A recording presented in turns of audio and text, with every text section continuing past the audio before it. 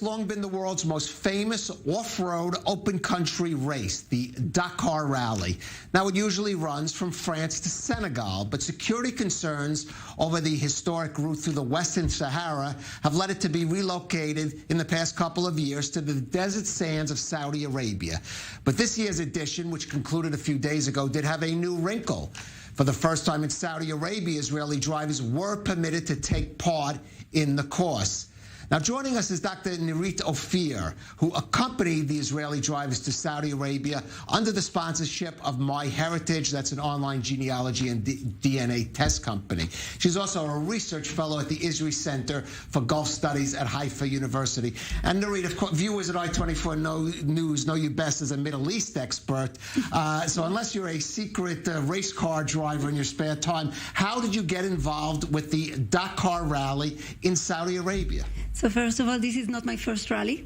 I took a Pearl team 2 years ago in 2018 to rally Abu Dhabi. That was actually the first time that we participated in a country that Israel don't have any relationship with, because in 2018 we didn't have it. So that was the first time that we participated. Like in 2018, and now they guested us very beautifully, really with all the heart. As we know, the Muslim tradition is very, very unique, and they're guest people, and they treated us amazing. Everybody knew that we came from Israel. Right, but the team actually, it flew under or was it registered under the another country, Belgium? Is that correct? Not under Israel. Well, we didn't mention it during the race, but also it's really necessary to mention that we spoke in Hebrew between us. People really knew that it's Hebrew, part of them, of course, and even though we didn't want to make any uncomfortable situation to our guests. So we just came back home, and after that we could talk and speak about it like we are doing now. I mean, just briefly, how was it? You're not a race car driver, so how was it to go through one of this famous days-long race through some of the most arid desert areas in the world? Well, first of all, to make 700 kilometers per day, it's quite a challenge. We were two teams from Israel, one Pearl, MyHeritage team, and now one from Aviv Kachai team. And they both, we had some, coincidence with the cars and with the track, and everything was really, really challenging. It's really important to mention that only 50% from the participants from the beginning, they finished the race. So we had quite good one, because we finished in very good places. Was it, I think, 17th, I read, in 17th place or something like that? Kachai team in 17th, and Pearl MyHeritage 34. Right. We should explain in these kind of rallies, if you even make it to the finish line, that's considered a major achievement.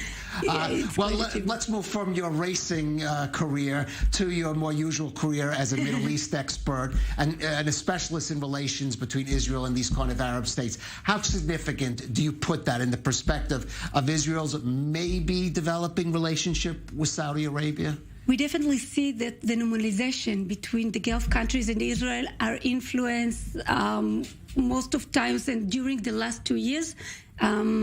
We can see it even in the last decade, actually, because in the last decade we could find some cooperations, economic cooperations, as we know, and more.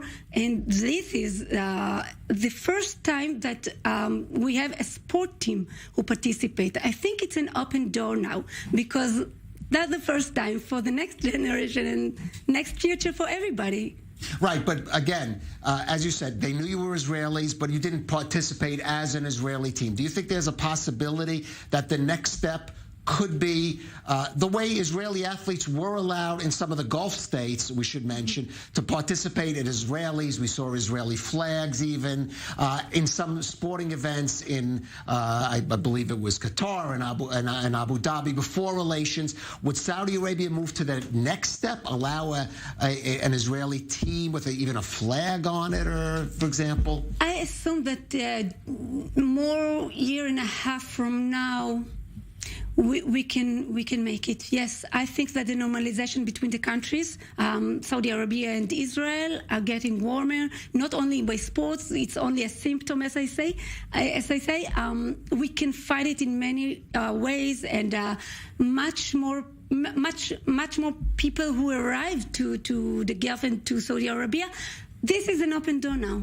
Right. For the others. Right. Of course, you had to have you use foreign passports, correct? I mean, I presume you did not enter Saudi Arabia under your Israeli passports, correct? You had passports of a third country, or were there participants? Not everybody. Some actually use their Israeli passports to enter Saudi Arabia? Yeah. Do you think another country in the Gulf that Israel doesn't have relationships with, but it does host many sporting events, is Qatar? Do you think that we might see this also develop with Qatar in this manner? It will be really interesting to see what is going on in Qatar after we know that the World Cup will be there. Right, that's why I'm asking. The World Cup is coming. And as I knew and as I see and as I hear in Qatar, because I divide my life between the Gulf countries and Israel over 7 years. It's not new for me. So also in Qatar, I've visited and I've been in Qatar and even participated in a conference, the economic conference in 2018 with Israeli title. I represented a university from Israel.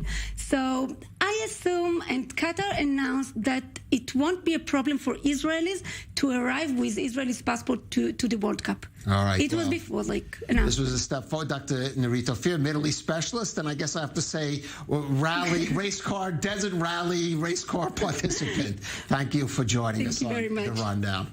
Thank you.